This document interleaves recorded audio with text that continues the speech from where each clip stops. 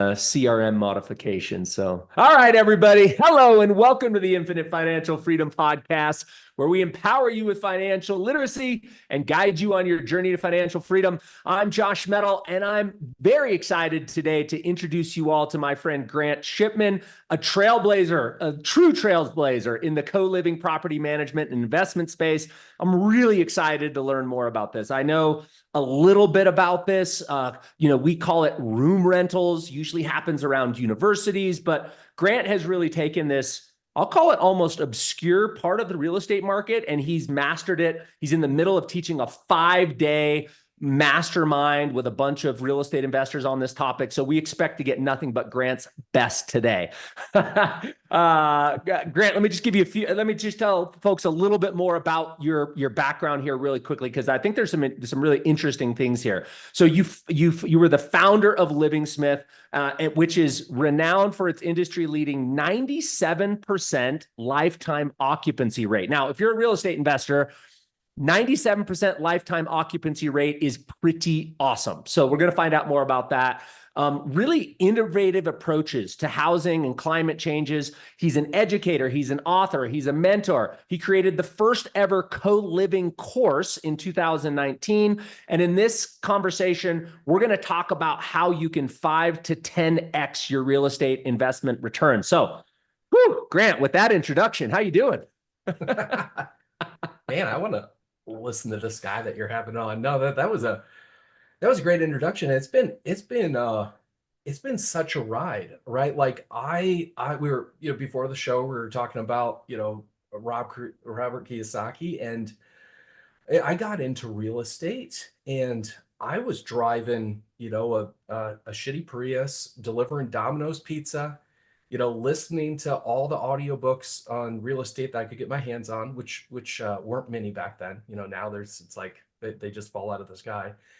But I was doing that, and I wasn't aware that this new trend of co-living was happening. I was just like, okay, well, I'll get into this real estate thing, the get rich slow plan. This sounds good.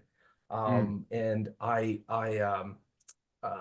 basically 15 months from when I got started, I had financial freedom and a $2 million net worth. Like, Wow, that's yeah, incredible. yeah, 15 yeah, months? That's not get yeah. rich slow. No, no, and this is what shocked. Yeah, because I had done all the math, right? I had learned about everything, and hey, if you're going to do single family, you're going to get about this much per door. If you do multifamily, this much per door. So I did the math, and I was like, this will take me 10 years, Yeah. which was daunting. But my goal, everything. I mean, from when I was a kindergartner, I grew up just being like, I want to get married, I want to be a dad, and I want to have this come home from work and have my kids run around my legs and say, "Where's my beautiful bride?" This is so much what I wanted, and Love it. so I thought, man, okay, 10 years, okay, that's a long time. And then it happened in 15 months, and I just little did I know then what was going on is there's been this trend, and it actually is, and I'd love to get into it if you want to, but Go for different it. from this room rental, these kind of things that have been happening forever and ever and ever. This co-living trend, I have fell into, and it was like a surfer, right? Like I'm riding a wave, but it's providing all the power. I just had to get in front of it. So it's quite exciting to say. Very cool. Well, for those some people who may not know what co-living is, let's define that really quickly. And then if you could also maybe on the tail end of that definition, how did you stumble? Like you kind of gave us a little bit of the background, but how did you stumble into this idea? Mm. Yeah. So co-living, you take a normal neighborhood house, and you can rent this out by just put one lease on it. That's the traditional long term. Sure. Yep. You could put a 30-day rented out, less than 30 days. That's short term. And now there's a midterm, a few months, Yep. Mhm. there, that kind of thing. But what what this is that exact same neighborhood house is rented out when there's a lease on each room. And so it's selling pizza by the slice. So a house that would make maybe $2,900 on a long-term one what traditional rental would Wow. make $6,300 with co-living property management. So in rental strategy. So to say that that kind of draws the picture.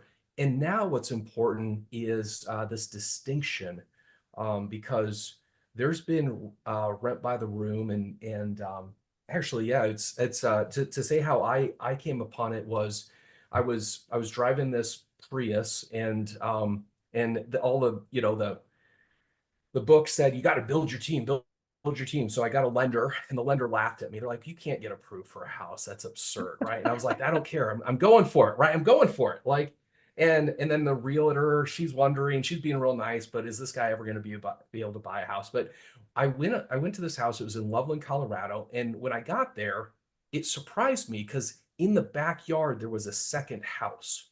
Hmm. And I thought, ooh, like I've been learning to run my numbers. I thought, okay, how do I lease this out? I could put one lease on both houses. I could put one lease on each house, so there's two leases. And then it dawned on me, wait, I could actually put one lease on each room. That would be another way to do it. So I ran some dummy ads on Craigslist, and in 24 hours, I had over 10 times the response to the lease on each room. So I got all excited. I Wow. was like, ooh, and this will make a lot of money.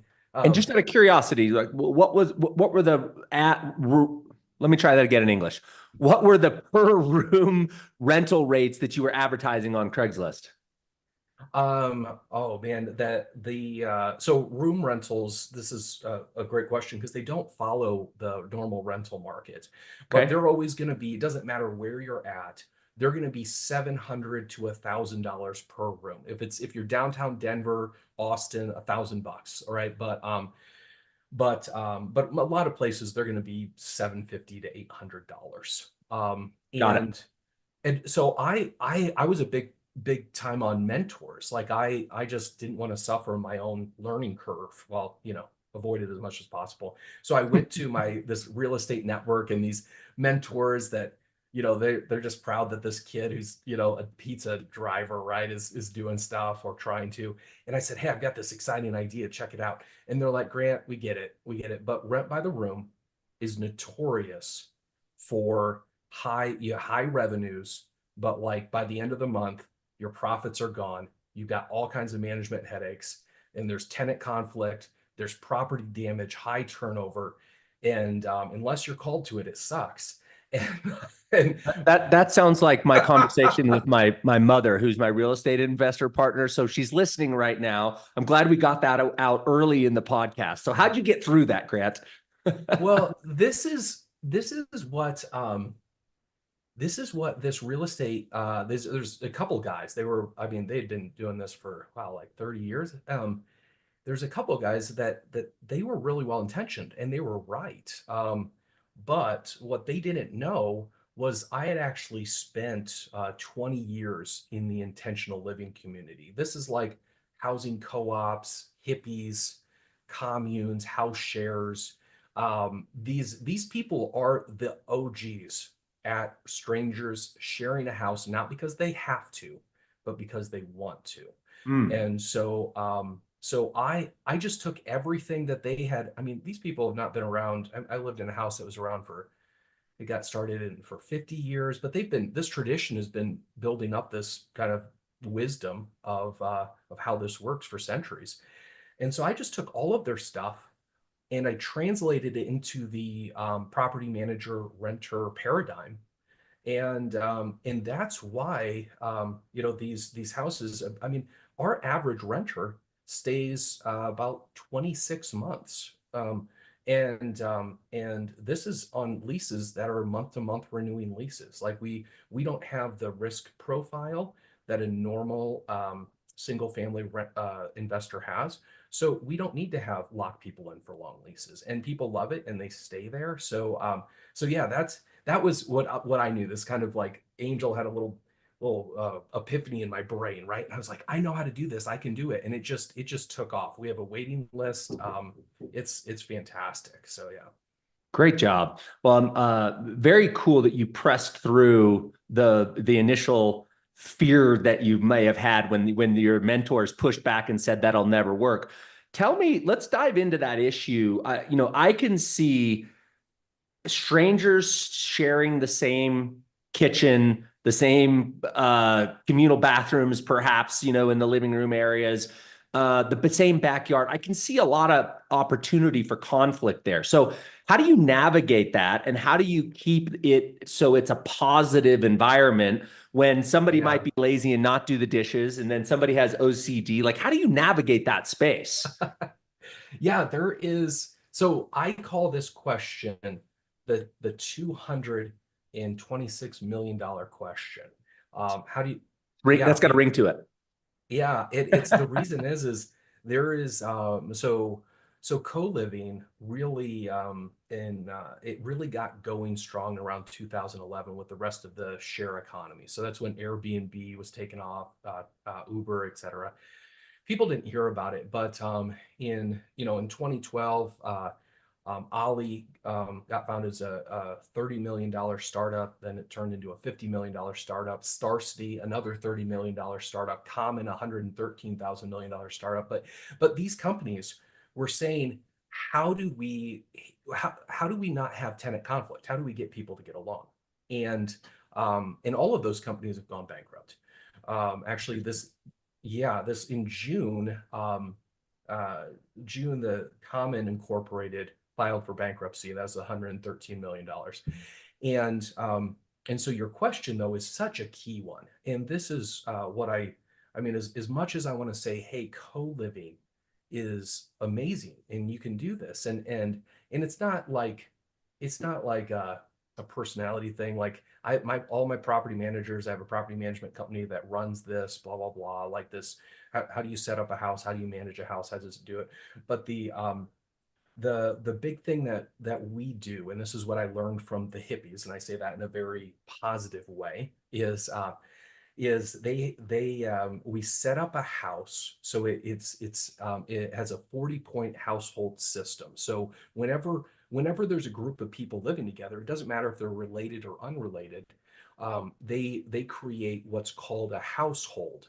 It's the how do we live together. Some of these rules Great. are yeah, and so we just it just takes about a day before you rent the house out. Max 3 days, depending on the house. But you set up the house so the renters mostly run it themselves. And then what you do is you give them this thing called the conflict resolution process. So you want to hear a story about when some Heck people, yeah. yeah. Yeah. Yeah. So there's so many good stories.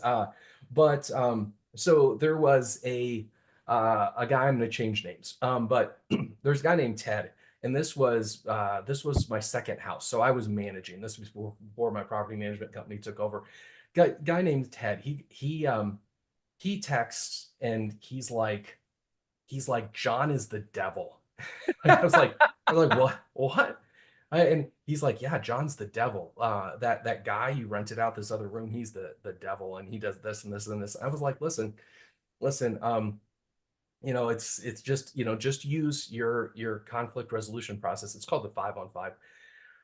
And funny enough, the next day, John called up and he said, I have surprising news for you. He goes, I live with Lucifer and his name is Ted. And I was like, oh, okay. And then I this was like maybe Saturday, Sunday, something like this. And then on Tuesday, Todd and John went to Taco Tuesday.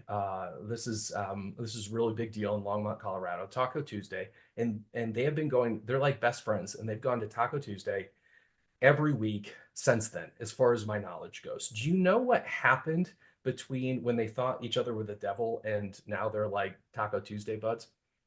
I'm guessing tacos and tequila. No, this is what happened is I have no clue. Because conflict, you can do three things with it if you're a co-living investor. You can go bankrupt, which plenty of people have. You can run from it,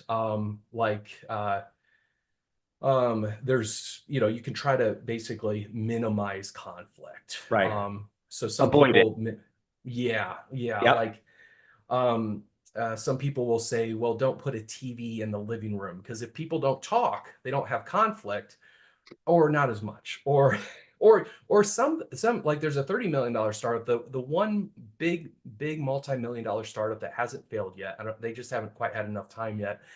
Pad Split, they recommend not having a living room because then you don't have interaction.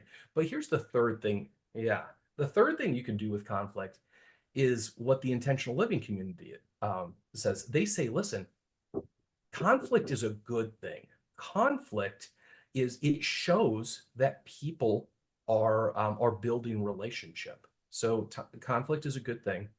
Conflict can be resolved. When conflict is resolved, it's super empowering and it bonds people together. But the last part is the people who are in the conflict have to resolve it themselves, right? Like, if two brothers are in a fight and the mom yells at them to get along, that they didn't resolve that, right? Yep. So what's amazing is there's these investors or property managers, they're trying to solve people's conflict for them, and it's a mess. But when you give people tools to have their own household resolve their own conflicts, then amazing things happen.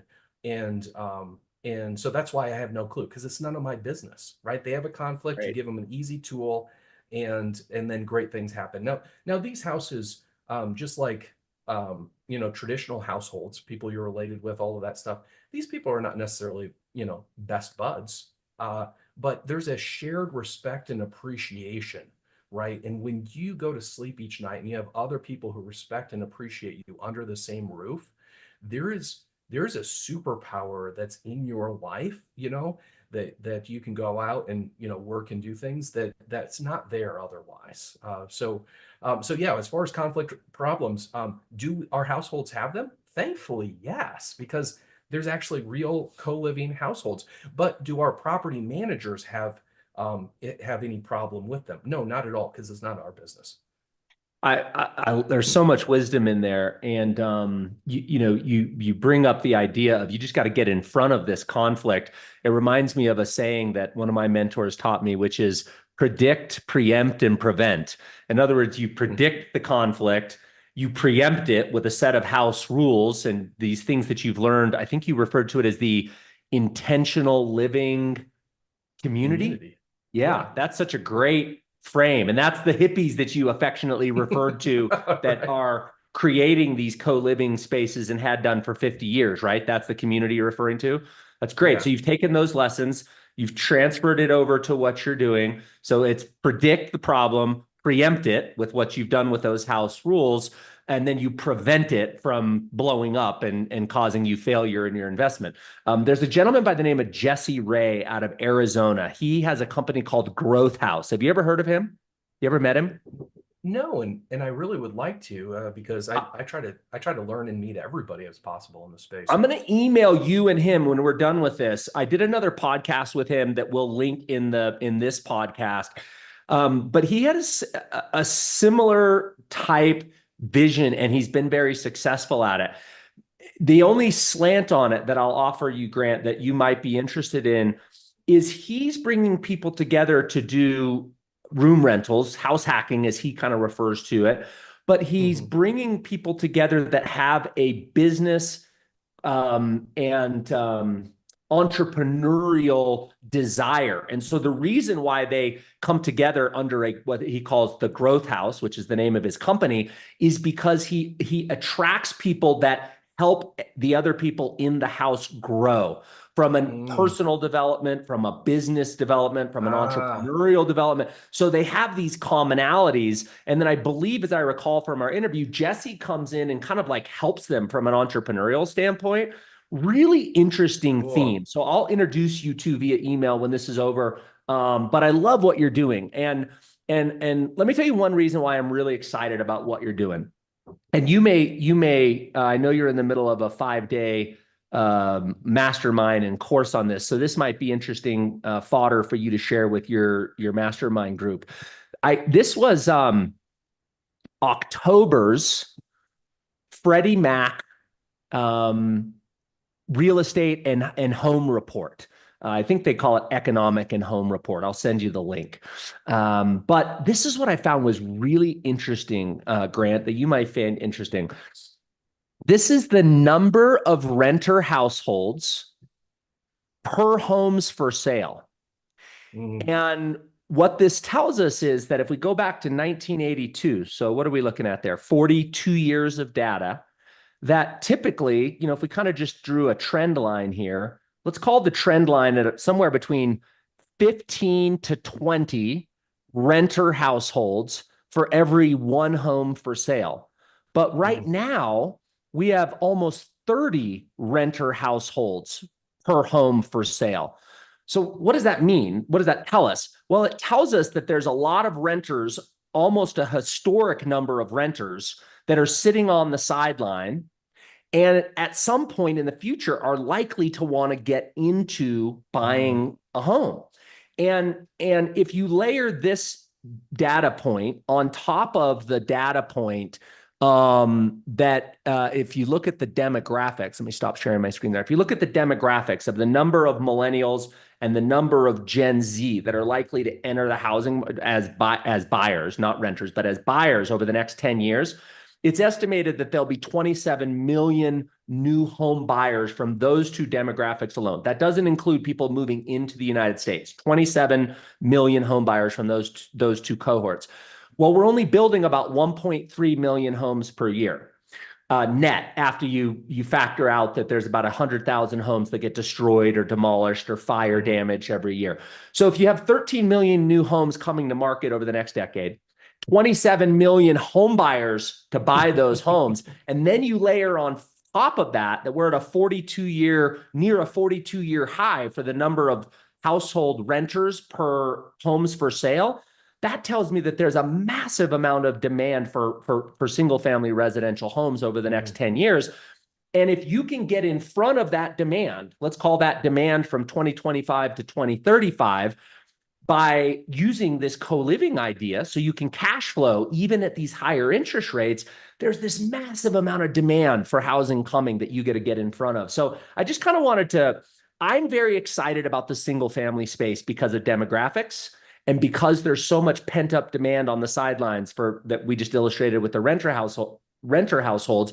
You're showing people how they can enter the investment market and have less vacancy, higher returns, and hold on to those single family homes. So I'm excited to marry those two things together. Let me give you a minute to comment on that and any thoughts that you have about that.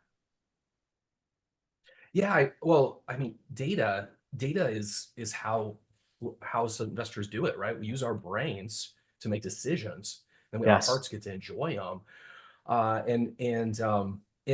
Actually, so something that a lot of investors miss. There was a big there was a big debate online back in, I think it was 2017.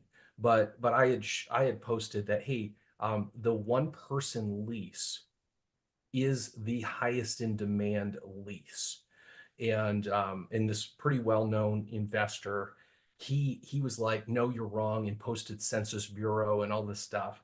And then and there was back and forth and people were involved. But what was big is he was absolutely right that the Census Bureau showed that it's more like about three and a half people per lease. Um, but the Census Bureau calls a household according to how it is financially or defined by insurance. So if a guy has two daughters at college, they're not sharing a lease. They're not living in the same household at all. But insurance wise and financially, they're considered part of the same household. Um, Interesting. and yeah, and so Harvard though has released the released data, and this guy was like, oh shoot, like to his credit, he was like, oh, this is I was Information he mistaken didn't on have. this. Yeah, that's great. Yeah, and because Harvard credit unions report on it too, but really how many people are in one lease? And in 2003, something that happened that had never happened before is that the most popular lease became the one person lease. And so with the housing shortage, like Airbnb has been blamed recently. Even the financial crisis and builders backing things off, it was 66% I think was back in 2009. But really in 2003, when you had your a three-bedroom apartment that was being used by maybe three or four people or even two people, now is being used by one person, right? When the current inventory gets used differently, then that really impacts a housing shortage. So what you're sharing is, and I wanted to add too, like this, how people are using housing is different. And most people, most people would prefer to live with others if the pros outweigh the cons. So yeah, and that's what actually a lot of co-living investors, what they're excited about is they can buy houses in markets that they normally couldn't buy houses in because they don't cash flow. Um, Yes. or or also the houses that they do have in their portfolio, they're having problems qualifying people to rent that house on one lease. So they can flip it into a co-living rental strategy. And now they have plenty of people who qualify to, they pay for a bedroom, but they get a whole big, beautiful house where the investor has that same house to asset manage, but now is making, double on it. So yeah, it'll be interesting to see how it plays out. But I love, oh man, like data is it's exciting. Like, oh man. Yeah, I mean that's what we do, right? We try to figure out, are there more headwinds or tailwinds for this investment, and which one's going to win over the next 10 years, and Mhm. data helps us measure that. I want to ask you a little bit about the most ideal markets, like the people that I think this is such a layup play for is somebody who might be in a current home. They've got a 3, 4, 5%, but let's just call it below market interest rate. And they're thinking about, for some one reason or another, they need to move. And they're Mhm. thinking to themselves, like, would it be possible for me to turn my current low interest rate home into an investment property and then leapfrog into my next owner occupied? So let's talk Mhm. about markets. Like, what markets are the ideal or less than ideal for co-living? Does it need to be, near city centers, near colleges? What advice could you give us? Yeah, so maybe something that I didn't I didn't touch on before, and it has to do with I want to go back and touch on it because with the idea with universities, or does this need to be in big cities? So the with rent by the room, it's almost always been transitional housing. So for instance, student housing, right, Mhm. is transitional housing, Yep. or sober living or halfway housing for people who've been Mhm. in detentional centers. There's like rooming housing for basically housing for the poor, or boarding houses. And some people will think, oh, this co-living is just rooming houses rebranded. It's just transitional housing.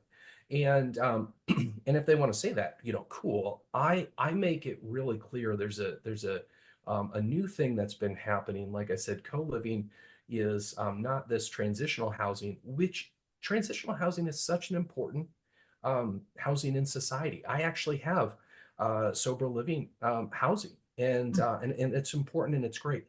I do not consider it co-living. co-living is this new thing where mainstream renters, they're not in transition, they're mainstream renters, are wanting to rent a room and live in this way, right? Where before transitional housing, even senior housing, for example, is transitional housing, and most transitional housing, people are only there because they kind of have to be, and they don't want to be there any longer than they need to be. Right. Maybe so with the one exception, maybe senior housing, but even that, like, like assisted living center, nobody wants to be in that, right? Maybe they hope they can be there as long as possible, right? Because the alternative is less less enjoyable. But co-living, just to make it really clear, because co-living is for your mainstream renters. Like, I mean, like college professor, civil engineer, HVAC technician, waitress. We do have now, just because a co-living house um, is not student housing, doesn't mean that students couldn't live in that house, right? We'll have a student or two. Or I remember my third house, I had a woman who she was living with I think he was a civil engineer.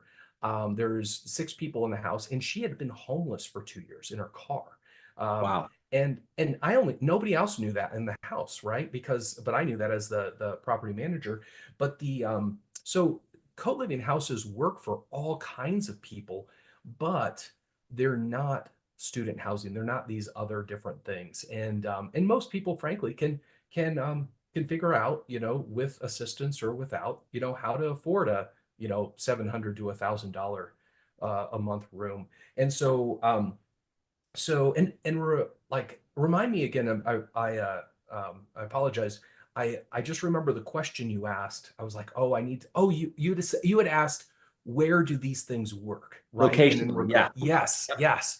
So just to say, co-living is going to work anywhere that's going to be 50,000 or more people. It's going Okay. to work other places too, but it's going to work great anywhere, 50,000 or more people, anywhere where real estate is good to invest in, co-living is good to invest in.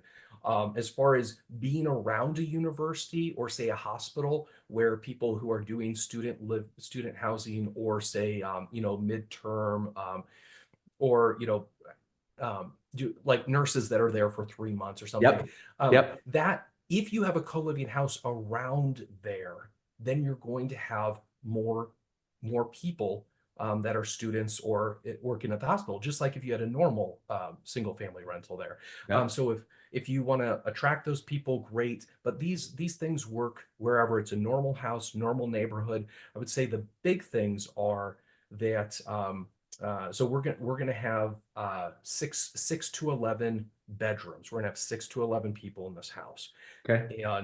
and that does that surprise you? By the way, Josh, is that like, oh, that's a lot? Well, based on your numbers that you were running, where you said, earlier, hey, you may rent the whole house out to one family for 2,900 bucks a month, and I could get perhaps 6,000 bucks a month. My mind was thinking, oh, geez, you must be talking 6, 7, 8 bedroom houses. So yes, it surprised me. That's not what I would have thought of targeting. I would have thought in actually smaller, less bedrooms, but it makes sense based on the numbers that you're talking about. Yeah, and that's so the probably a in the top 5 of what people will picture differently than what it is people think that what works best for renters is if there's less people in a house. Mm-hmm. But see, I have so my property management company, we will manage a 4-bedroom house. But this is what happens when a 4-bedroom house, when it's going, it actually is the hardest on the renters. It's the hardest to manage because when one person moves out and another moves in, 25% of that household just changed. Hmm. Um, and when you have an 8-bedroom, 9-bedroom house, one person moves out, the household, how things work, who all knows each other, it mostly runs the same. And like I have so me and my wife, these houses, by the way, they're A and B level neighborhoods. They're great. We lived in these houses kind of we didn't let people know we were owners. We were undercover, right? Because you want everybody to feel equal in a house. So they all take responsibility. But we lived in them until we got pregnant. And so I'll share. So single family homes are built for families. So we have a 5 bedroom house, and then there's a living room, and then there's a rec room, and then there's a fireplace room, right? And then I'm also in my home office. So with with adults that don't have kids, so independent, responsible adults, they're not home very often. They're at Right. work, they're at the gym, they're going to the movie, hanging out with friends. So when you have a even so a 6 bedroom house, it people don't see each other very often. Like schedules only align when you have at least a seven, 8 or 9 or 10 is really the best. Then these renters are going to see, one or two other people that have a similar schedule to them. Um, the only reason we don't go higher than 11 is once you get to 12, it kind of like two households form in the house, and that's not bad. It's just confusing from a property management standpoint. So to say is um, these houses, what you want to make sure is, it's going to be great parking, right? Usually a corner lot or a house with a alley. There's a lot of these. All my houses I've ever bought are on the MLS. I don't use creative financing.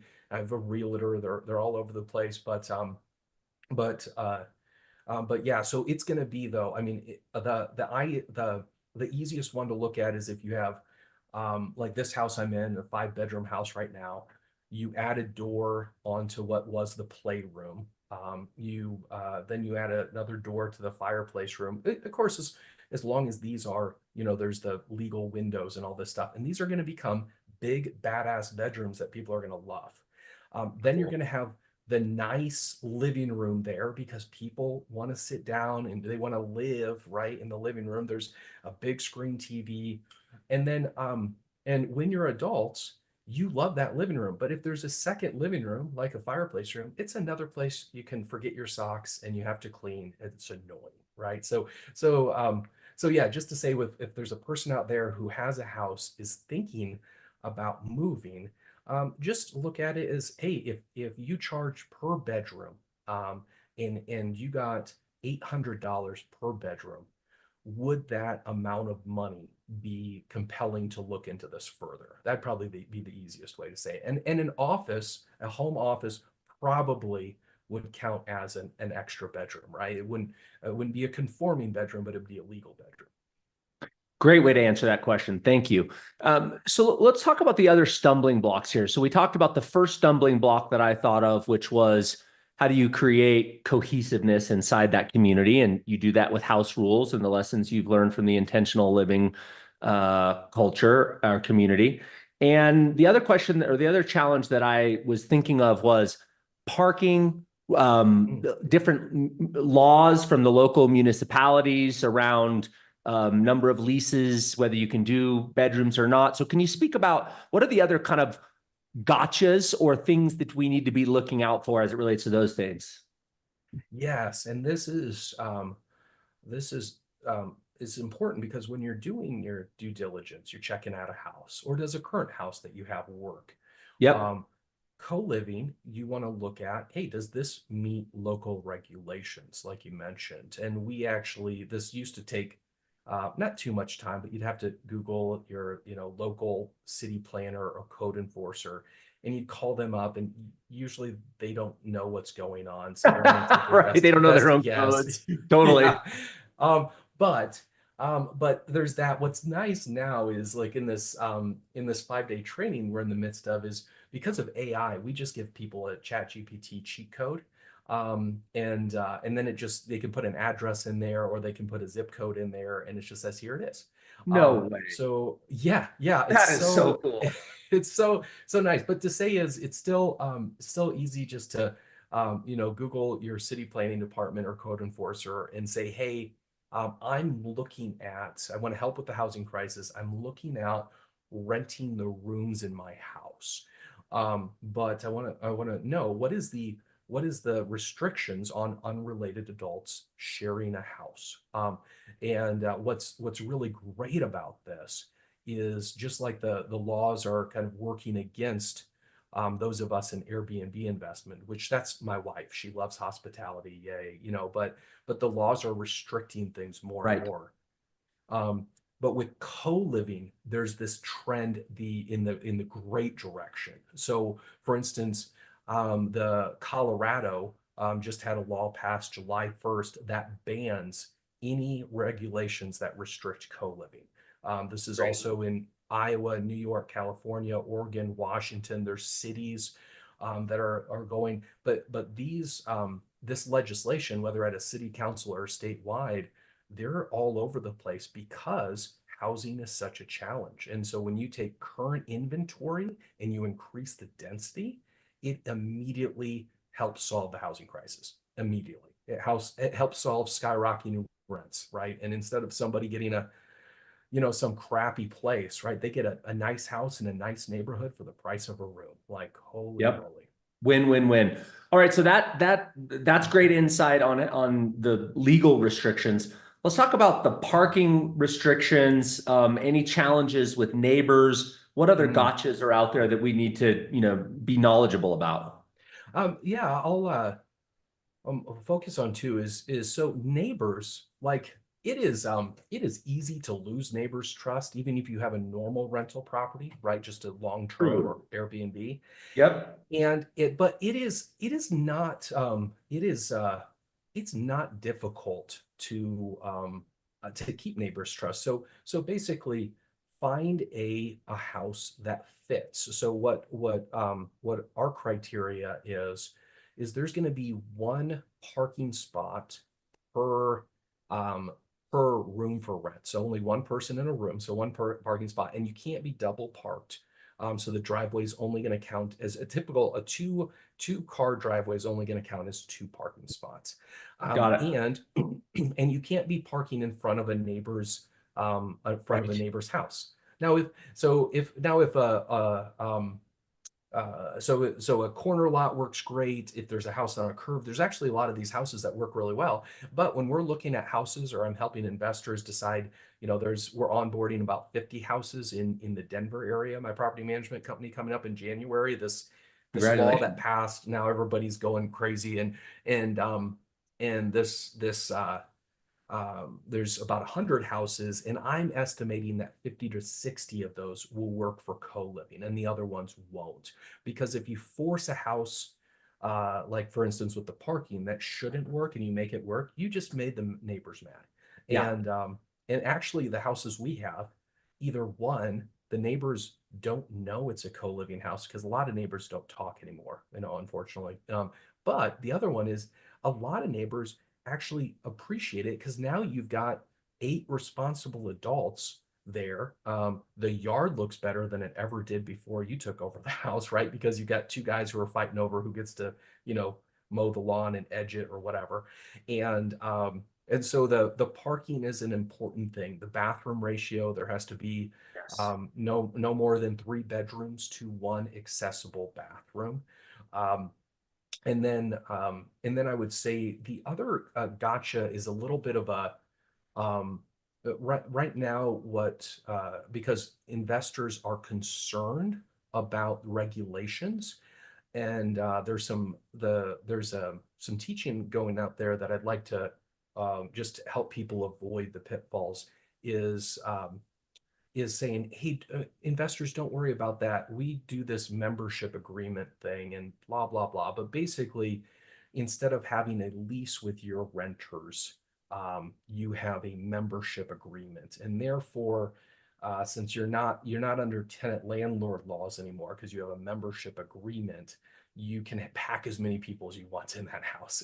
And and I've got a friend down in the Dallas Fort Worth area, and he's got the code enforcer, knocking on his door, and he can see it through his Ring doorbell. And the code enforcer is like, "Hey, how many people do you have in this house? Because there's only 3 unrelated people, unrelated adults in this area." And he's like, he's like, oh crap, because he's got 8 of these houses, right? Because a company told him, hey, you can do this, just use our membership agreements. And so I just want to kind of that got you out there is when you're a real estate investor, have a lease with your renters. It protects Heck you, it yes. protects them. Yeah. And it works great. And these are wonderful renters. There's plenty of wonderful houses. You can following the law is always the best way to do it because you don't want to just make money this year and have financial freedom this year. You want it in 10 years, 20 years, on and on. So Great call out. And so I think we've done a pretty good job, Grant, talking about how this co-living idea is a solution for the housing crisis in terms of affordability. But as maybe a closing question here, I'd love you to talk a little bit about how does this also help towards being more responsible from a perspective of the climate crisis? mm. Yeah, so this kind of a fun thing is I say, hey, if anybody's gonna win, everybody's got to win big. So we already covered how, right, as an investor, I got my 10-year financial freedom number in 15 months. And now I get to see, people get to do that, right? Because you're getting in front of the highest in demand lease. And then from the renter's perspective, they're like, oh, awesome. I don't have to sign a lease with strangers, right? I can have my own lease. I can live in a great house. And but the other one is if there's anybody who's concerned about the environment, I mean, better than any of the electric car like legislation, recycling that you can ever do. If suddenly you have one house with one HVAC unit, um, and you put it into a co-living house, and I know this because I came from the hippie world. There was a environmental consultant, and she just said, let's see, you have what was it? You've reduced the carbon footprint of these what would have been these 8 people by I think it was like lowered it to like 16%, I think. Makes So sense. if you have concerns about that or not, co-living investment just boom, like that's what happened. And then on the housing inventory stuff, like city planners, developers are like, we're gonna build, we're gonna build, we're gonna build. But like co-living, like help solve that problem the moment you start, you open up a co-living house. So yeah, it's also cool to like inadvertently have these fantastic things happen too. Very cool, man. That's a great way to wrap. And I lied. I got one more question for you that I was just thought of as you were going through that. I was just thinking about efficiency. So, what about from a furnishing standpoint? Do you furnish all the rooms and Mm, furnish everything almost like like a midterm rental, or do you leave the bedrooms for the tenants to yeah. furnish? Yeah, I mean, this is why your show has such a good reputation as these questions. Like the furnishing here is so transitional housing, you need to furnish the bedrooms because these people are in transition. They don't have that. If you don't furnish the bedrooms, they're gonna, get a bed with bed bugs in it and drag it in there and then all that stuff. But so separating this, so this is co-living, mainstream for mainstream renters. So we furnish everything in the common areas. So we furnish everything except the private bedrooms because mainstream renters, they have their mattress that they like. They have this dresser that they dig. They have all of that stuff. And if they don't, they can easily go get it. So we do that. And I will mention I do have 5 more minutes, and then I'm jumping into a coaching call. There's there's co-living. It's so fun. Um like I was doing it. I had my head down. And I was like, oh, I was doing this, doing this, doing this, and I thought, no, um, I need to come out and kind of duplicate my efforts and help other people to do that. So now we do all of these things to spread awareness, and that's why I really appreciate being on this show as well to share this with your listeners because it is really helpful. But the reason it's really helpful is because it's like the number one demand in society is just housing, right? The number one cause of homelessness is the price of real estate. Right. And I mean, it even beats like addictions like number 8, right? So to say, I really appreciate it, Josh. Yeah, it's a pleasure to have you, Grant. Appreciate you sharing all your wisdom. Tell us where people can find you, where they can find Living Smith, like if they're interested to be coached by you or they're interested about property management companies that could help them with this. How do they learn more from you? Yeah, so I made as you get you've for your listeners, for anybody hearing this, if you go to livingsmithpro.com, so livingsmithpro.com/IFF, right? Don't forget it because it's with infinite financial freedom. And this is, I mean, I think it's the surest, quickest, cheapest way to financial freedom. But on there, there is a little goodie bag. One is that 5 day training that we do. That's a free training. You can jump in on that. The other one, though, is there's a co-living book that our renters wrote. Wow. So yeah, if you want to, right, Robert Kiyosaki says, right, what's the best thing you can do? Get to know your target market. And so when you hear from, they each wrote a page. This is it's a 30-page reader. So when somebody moves into a house, we give them this book. It's called Welcome Home. And but that book's on there. You can download, really easy to read, and it's amazing. Like you'll learn things that you can apply to the own people that you live with, even if it's just your, a couple living together. And then the last one for people who are maybe they're in the middle of it, they're in the co-living, they're doing it right now, they're struggling, they need help, is is they can just schedule a 30-minute call directly with me, and I will just immediately help. That's Awesome, something. man. Yeah, we don't offer that anywhere else. But yeah, so anybody just go into that livingsmithpro.com/IFF, and I'd love to speak with anybody or anything that's helpful there. Super helpful. Thank you, Grant. We'll make sure we link to that in the show notes and description as well. And just appreciate all the abundance of wisdom you shared with us. And here's my challenge to any listener.